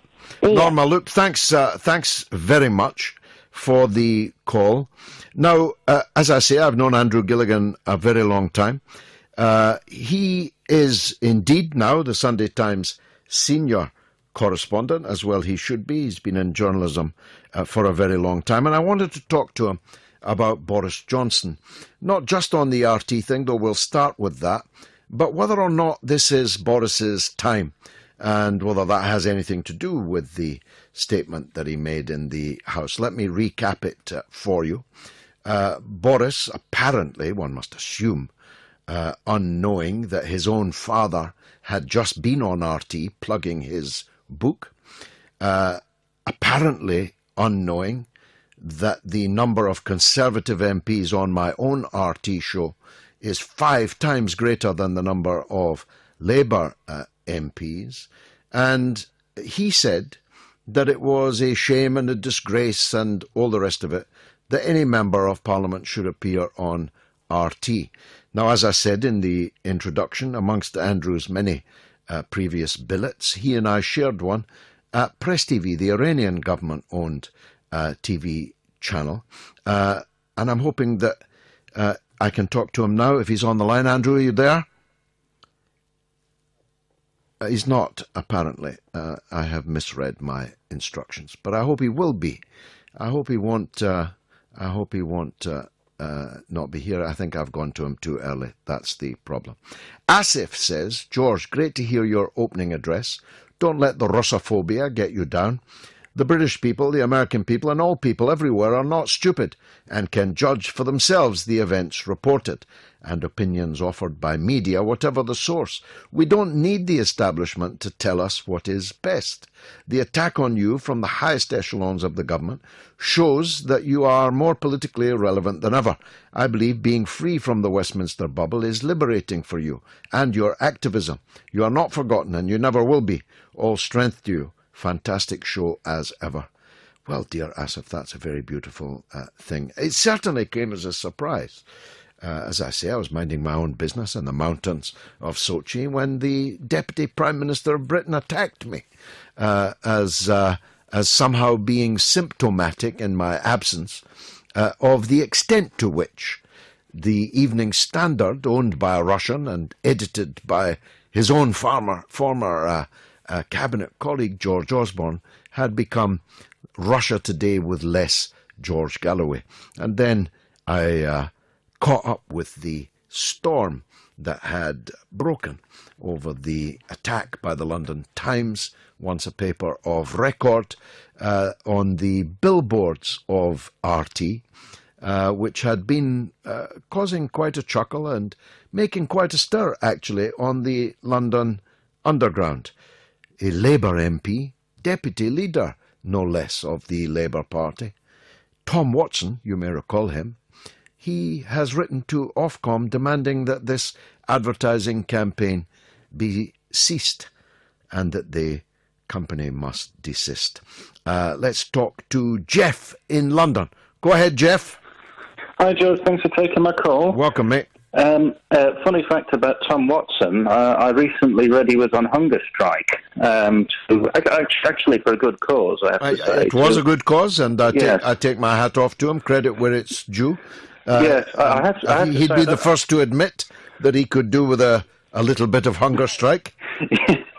I have to say, I don't know why. It's just when I initially sort of heard that news out of context, I had to sort of swallow a giggle. I'm not sure why. But Indeed. I hope he's keeping it up. Yes, absolutely. I have to say about let me just say, it's only fair that I do. I actually liked Tom Watson. I liked him a lot until he moved into the vanguard of the coup against Jeremy Corbyn, when it was no longer possible for me to communicate with him. But I did for some time. When I was out of Parliament, when I was back in as the Respect Member of Parliament for Bradford West, we kept up quite a long correspondence and a warm one. So I liked him. I had nothing against him. And I agree with you that his hunger strike is for a very good cause. It's for 2 prisoners in Guantanamo Bay who are themselves on hunger strike and may well die. Yes, yeah. Unfortunately, I think we were all... It reminds me of like those insurance adverts on TV. Were you missold a deputy leader of the Labour Party who you voted for? And, you know... But have you got PPI? Yes. Yes. But I think... a bit like a transmitted disease, I must say. PPI. Oh, yeah, unfortunately. I have to say, though, that it's... about this whole thing about RT and alternative media. I mean, do people really think you know, that you, for example, share the political views of Rupert Murdoch, I mean, why can't they just be consistent? And you know, I mean... Yeah, it's just silly, isn't it? I mean, there's nobody, I think, including him, imagines that I share the political views of Mr. Murdoch. But what needs to be acknowledged is that Mr. Murdoch employs me here and gives me absolute freedom for 3 hours every Friday night, and I'm standing in for a few people next week. And nobody has ever, would ever dream of trying to tell me what to say. So if that's true here, why would it be otherwise at RT? I know, it's ridiculous. I mean, I presume, you know, I mean, the positions of the Iranian government are even further removed from people like you, Andrew Gilligan, Nick Ferrari, people who worked at Press TV, but it's meaningless. I mean, We're very well remembered. I'd forgotten that Mr. Ferrari was also my colleague at Press TV. How extraordinary. It is, and I just think it's massive hypocrisy. I mean, you see people, like I say, working for Fox News, who are now working in mainstream British news. I mean, you know, the news outlet that peddled the whole thing about Obama couldn't be a Native American because he was black. I mean, how appalling is that? The birthers, I'd forgotten about them. Yes, absolutely. And it's actually strange because if you think about human rights abuses, I mean, Russia doesn't actually have the death penalty. There may be things you can criticise, but I think probably Rupert Murdoch and a lot of his supporters, I don't know this, but probably support it, I presume. There's a lot of people, yeah. I mean, it's like, I gave an example on Twitter today. Some people say they wouldn't go on RT because of the way that gay people are regarded in Russia. I do point out to them that Lenin lies in his tomb in Red Square every night, not 50 yards from a gay bar. Which pumps out village people vintage classics so loud that even Lenin can hear them. I dare say that Mr. Putin doesn't like gays very much, but he doesn't cut their heads off or throw them off tall buildings like some in the Gulf do. And yet the same people who won't appear on RT on that basis have no compunction about appearing on television stations owned by Gulf tyrannies. Well, precisely. I mean, it's just, it's mind-numbing hypocrisy, really. And as for Jess Phillips and her commenting about Clive Lewis and so on, I mean, you're quite right. I mean, what she said towards Diana, some MPs were complaining about the vote on Syria. They said that they got bullying emails, some of which said things like, you know, spare a thought for these poor MPs. You know, they're going to vote to bomb innocent people in Syria, and they can't do so in peace. And yet you compare that with the kind of things that Jess Phillips has said. I mean, about stabbing people in the front and telling people to F off. Yeah. I mean... Capital H. Jeff, capital H, hypocrisy. Thank you very much indeed for your call, Jeff. Very good common sense. Adam Smith, what a wonderful name. The chief theorist of capitalism. But Adam Smith, in this case on Twitter, says we must leave the EU so we can have the socialist revolution this country needs. And Fra Hughes says the UK will be punished by the European Union mercilessly, so no other EU member will have the temerity to leave. And Charlene says, great show as always, George. Wasn't the late, great George Carlin prophetic when he stated, in America, anyone can become president. That's the problem. That's fantastic. Brilliant. I love that quote. I have seen it and retweeted it before. Charlene reminds me of the existence of Ken from the Highlands, but I'll swiftly move on from that. Let me use some more. Hassan Diwan says Trump uses his Twitter feed to distract the media from real problems. I suspect that's true. Ken from Luton's call touched me. As a Lutonian myself, I remember growing up in a thriving industrial town rather than the ghost town it is now. That's from Dan. I must say, Dan, it touched me as well, brought a tear to my eye. As a matter of fact, an elegy it was, an elegy to Britain's lost industrial greatness. Now, I prematurely announced him and showered him with praise and respect, and he missed it all because I was 10 minutes early, but he's here now. Take it from me, Andrew. I showered you with compliments, and I'm glad to say that we're now working for the same employer once again, because you're now the senior correspondent at the Sunday Times. I'm grateful for you joining me so late on a Friday evening. I wanted to talk about Boris Johnson, the proximate cause being his attack on members of Parliament who appear on RT, but the broader issue also of whether someone who used to work for him, he thinks this is his time. Andrew Gilligan, welcome. Thank you, George.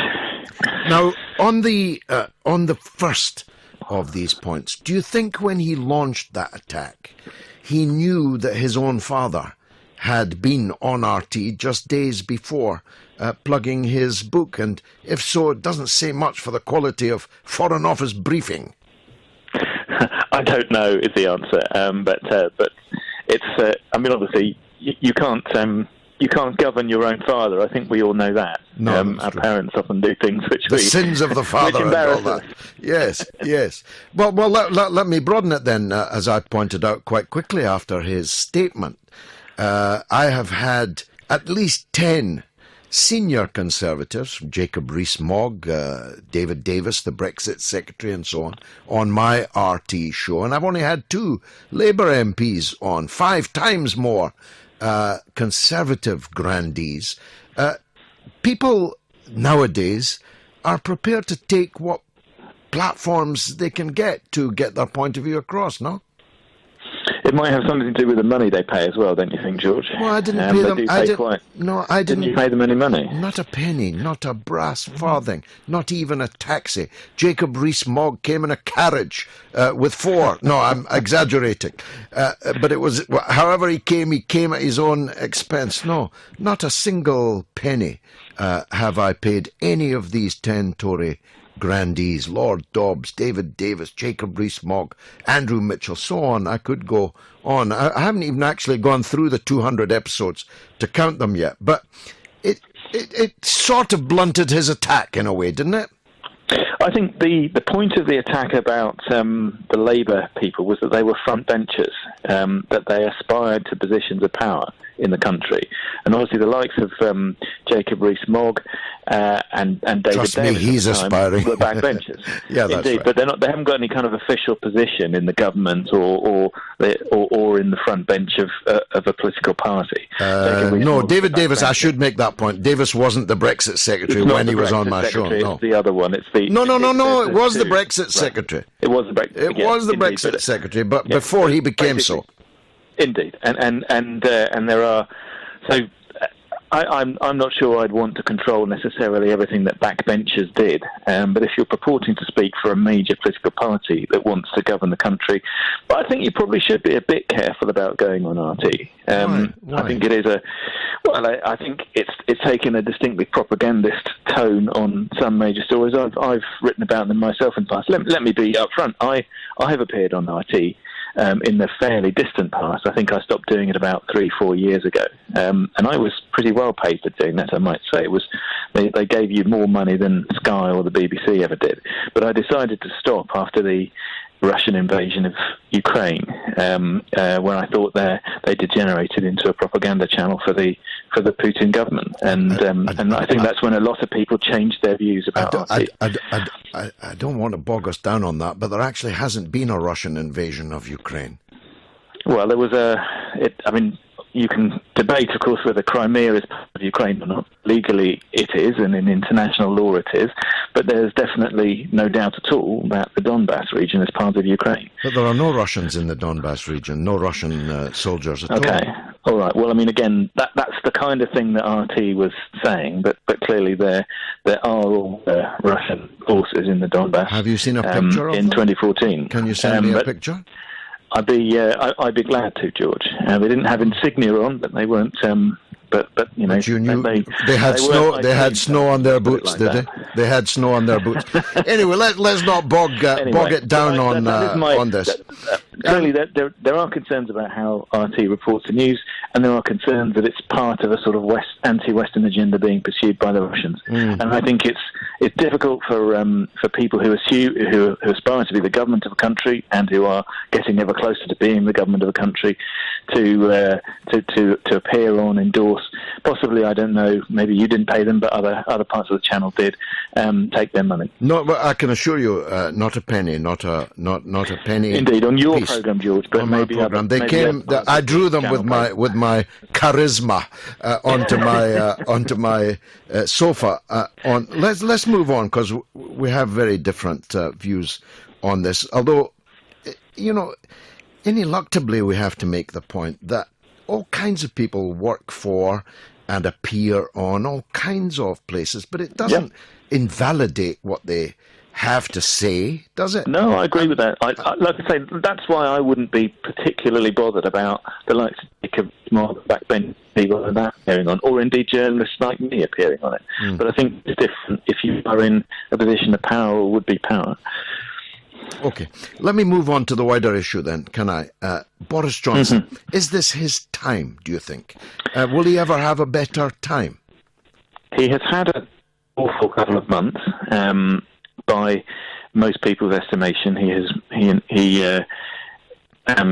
has, in a sense, re-established himself as the voice of hard Brexit. He'd been quiet the first 10 or so months of his time as Foreign Secretary, and then suddenly he became very noticeable again. And I think that was I don't know. I mean, I think he has enormously annoyed a lot of people in the parliamentary Tory party, who of course the first hurdle he has to jump to get the leadership, because it's a two-stage contest, as you know. The Tory MPs pick the final two, and then the members choose between the two they're presented with by the parliamentary party. And at the moment, talking to people who know more about this stuff than I, that is basically our political team on the Sunday Times, they think that Boris would not get through to the final two. They think the parliamentary Tory party would not have him in the final two. Having said that, they could be wrong, and there's certainly no doubt at all that Boris has re-established himself as the kind of chief Brexiteer. Yeah, that's sort of cheerless hard Brexit in a way that people like Liam Fox and people a mantle that people like Liam Fox and so on wanted. But Boris has got that. And thus, the rumour of a kiss and make-up between Boris Johnson, and metaphorically I should quickly add, between Boris Johnson and Michael Gove, because perhaps the two of them together, if they were behind Johnson, could see him on the ballot paper. Well, Michael was, don't forget, the only person in the cabinet to publicly defend Boris's famous Daily Telegraph article that set it all off about, it feels like ages ago, doesn't it? Probably about a month ago, wasn't it? Yes. Feels like a year. Yeah, very, very much longer. And he tweeted something like, actually, just read what he actually wrote, which was in line with government policy, which was interesting. And I don't know, again, talking to people who know more about these things than I do, there is some suggestion of a rapprochement between them, but it's going to be hard to get over the massive betrayal that Michael did of Boris in 2016. It's going to be hard for them to trust each other again after that, I think. Yes, politics is like that. Yeah. Lastly, your friend and mine, Tony Blair, is still on the road, still on the media, and seems to be in some way connected to the Macron project, the idea of a Macronist type of new party emerging in Britain. And they're running out of time, of course, if they hope to give expression to the people who want to remain in the EU, which is their avowed intention. Got any, I hate to say it, intelligence on that? Compelling intelligence about the key battle plan buried under the street outside the presidential palace. Yes, I think no. I mean, look, I've got to say, any hope of a kind of Macron-style emergence in Britain is pretty idle, I think, because the political system's different. The fact is that France has a presidential system where a charismatic personality can come out of nowhere, as Macron did, and become president. We do not have a presidential system. We have a party system, and a first-past-the-post electoral system, which is extremely cruel to new and to third parties. So I think it's almost inconceivable that you could see a Macron figure coming out of the woodwork and taking power in the way that Macron has in France. And I also think that Tony Blair's involvement with any such effort is probably going to doom it to failure anyway, even if it were possible. He's a weapon of mass destruction, one might say. Mass self-destruction. It's tragic, really. I mean, I'm probably not as anti-Blair as you in lots of ways, George. Obviously, he's made some gigantic mistakes and behaved absolutely terribly towards me and the BBC in 2003. But compared with the choices we've got at the moment, it's starting to look a bit better. But I'm afraid, in the eyes of most people, he is irredeemably tainted by Iraq. And of course, his mistakes bear part of the blame, I'm sure, for the situation we're in now. Very forgiving of you, Andrew Gilligan, now senior correspondent at the Sunday Times. Thanks, Andrew, for joining us on the mother of all talk shows. You can tweet me, as Pirate Jenny has. EU desperate for cash, says brilliant Damien from Brighton on George Galloway's Moats on Talk Radio. Negotiations should be based on this. And Keith says, Home Secretary asked several times, how many illegal immigrants are here? And no answer. Who was the Home Secretary? Exclamation mark. Well, it was Theresa May, I think. Although, to be fair to her, I never thought I'd say those words. It's kind of impossible to give a number for illegal immigrants, because if you knew the number, you'd know who they were and where they were, and you'd be able to take steps to remove them. But there would appear to be quite a few. Simon Wolfendale says, I must say there are moments when I truly cannot believe #TinyHands is in the position / office that he is. You and me both, Simon. You and me both. Dr. Fath, URS, says, if Gigi said the sky is green and Theresa May said no, it's blue, I'd lay a bet sight unseen on Gigi's word being true. Thank you, Doctor. And Peter says, Amy, have you seen Raqqa? It's flattened like Stalingrad. That's Peter in Glasgow. Andrew Spears says, please, George, can we do a special on the NHS soon? With winter approaching, we need to talk with staff and patients about safety. Yes, absolutely correct. Kasif Hanif says, manufacturers want Brexit as they want to do a free trade deal with the Commonwealth, as they will have more buyers. I'm afraid that isn't so. Angela McCabe says, George, I love your show. At least every day is a bonus. Waiting for your show each Friday. My mum said you're good and you should stand for the Labour Party. We might get some sense. You get more caring about you. Thank you, Angela McCabe. Very kind of you, and my regards to your mum.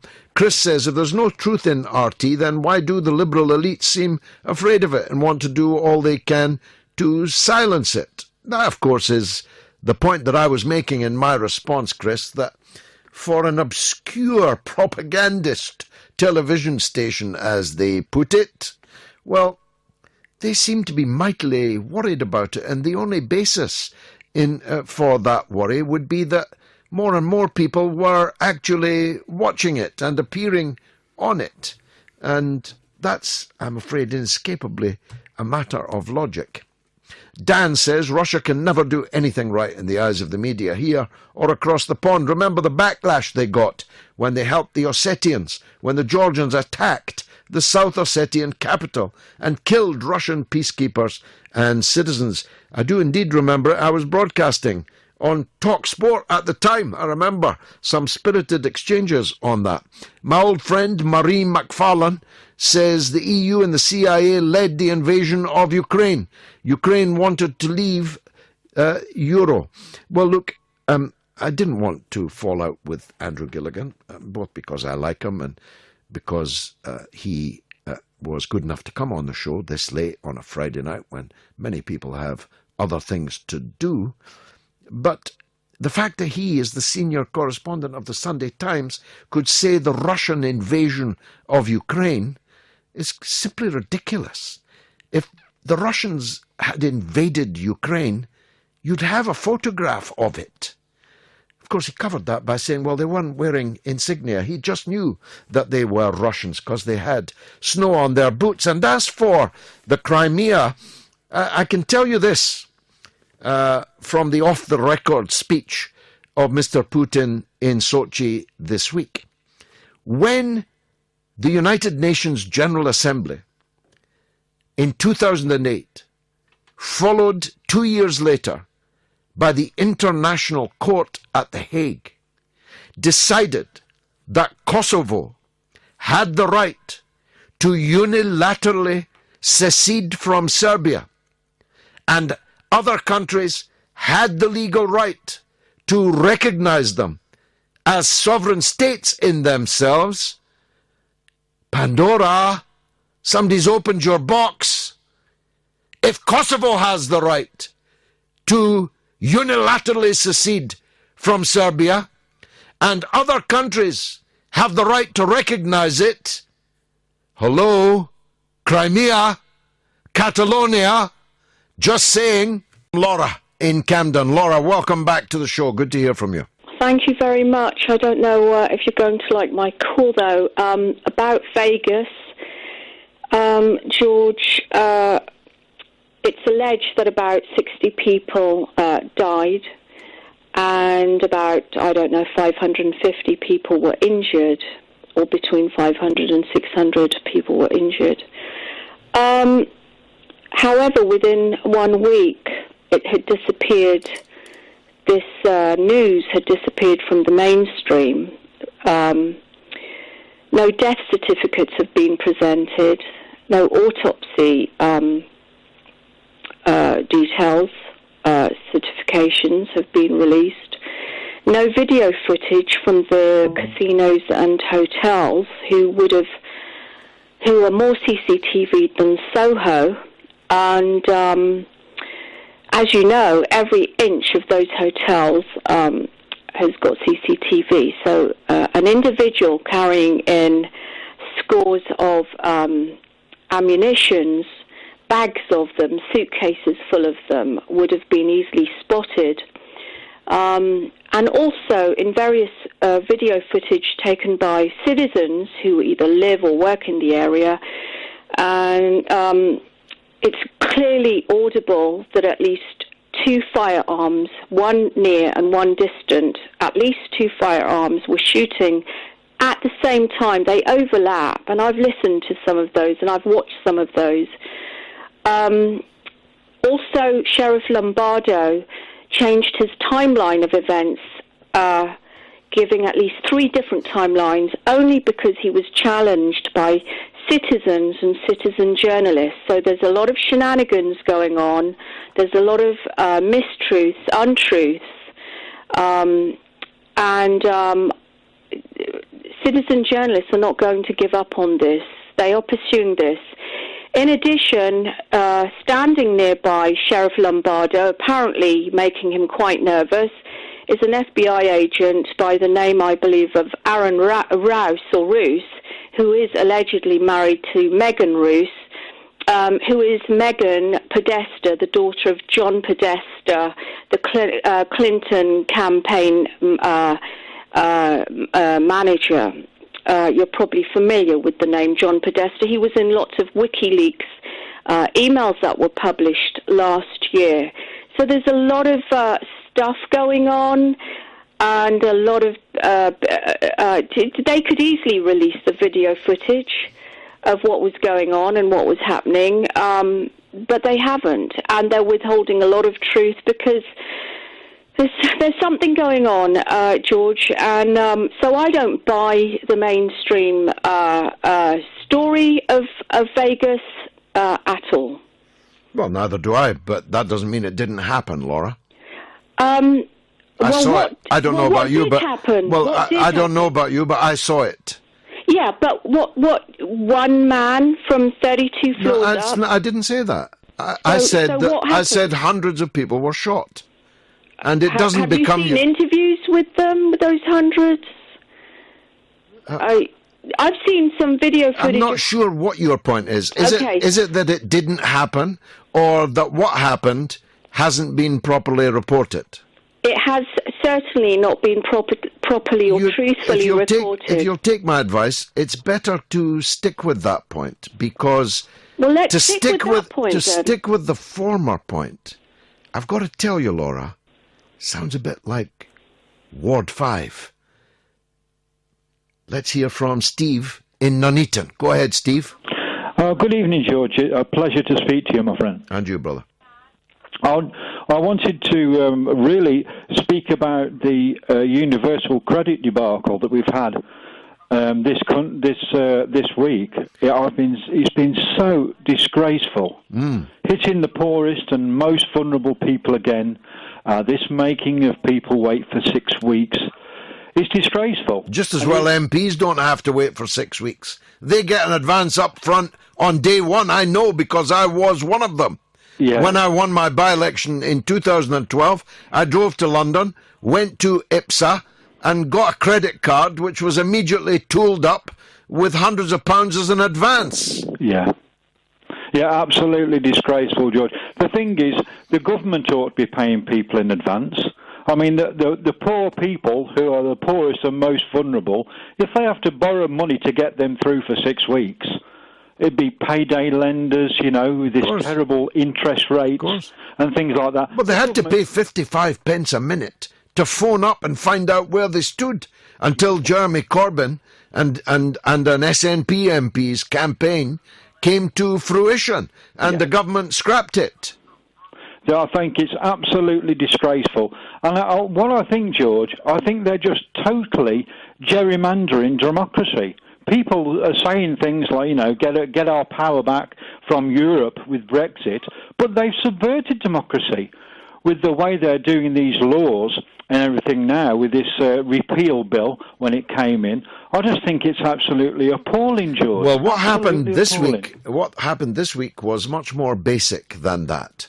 Nothing to do at all with the European Union or repeal or Brexit or anything. What happened was we had a government of Britain failing to vote on a motion critical of their policy, allowing themselves to be defeated by hundreds to zero, showing absolute contempt for parliamentary democracy. And I'll tell you this, that is not going to be forgotten. And if they do it again next Wednesday, as they did it last Wednesday and the Wednesday before, they're going to bring Parliament into disrepute, and they're going to make themselves look ever more like a lame duck limping to the abattoir. Yeah, you're exactly right, George. And the thing is, with the Brexit situation as it is at the moment, all these things get pushed onto the back burner. You don't get the mainstream media really putting it forward. And what worries me, I've heard you talking today about the trade deals when we come out of the European Union. What concerns me most, George, because I wanted Brexit like yourself, and what worries me about the trade deal, I think the first thing that will be propped up for the United States is privatising off what's left of our NHS. Well, only if we allow it. Concerns me. No, only if we allow it. And I give you this government that we have couldn't privatise a corner shop right now. They can't even show up in Parliament to defend their own policies. They don't have the strength to privatise a single corner shop. Thanks a lot, Steve in Nuneaton. Tony Hughes, my old friend, the protest board says the UK has always relied on bogeymen. Sometimes Russia, sometimes Islam, sometimes Cuba. Would be nice to be grown up. Very well put, my dear. Fra Hughes says a disgraceful attack on Russia today sounds more like the American Democratic Party than the English Labour Party. And Ash Turner says, let us know who you are covering for next week. Please friend. Actually, I'm not sure that I can, and I don't want to get it wrong, but I'll put it out on Twitter. But I'm doing at least one extra show next week, and I think it might be more than one. As I say, I've been away, so my manager has been handling it. Who's my manager? My missus. I for Detail says, might be useful to mention RT is also available on Freeview, channel 135. That's true, but I prefer people to watch it on Sky 512. You get my drift. Kasif Hanif says the Conservatives are scoring an own goal. By cutting the NHS funding, they will lose more than 2% of their voters. They can't afford to lose any voters, in fact. Tony Hughes, finally, on the tweets says, I can't deal with Remainers anymore. They choose to ignore history. They ignore the present. What do they want? Well, Tony, you've made a very powerful point. We have a class of people in this country. I mean a class of people in the Irish sense, not a literal class. We have a sort of person in this country who regard themselves as left-wing progressives, who are in perpetual motion, defending the most anti-socialist, anti-progressive organization that we have ever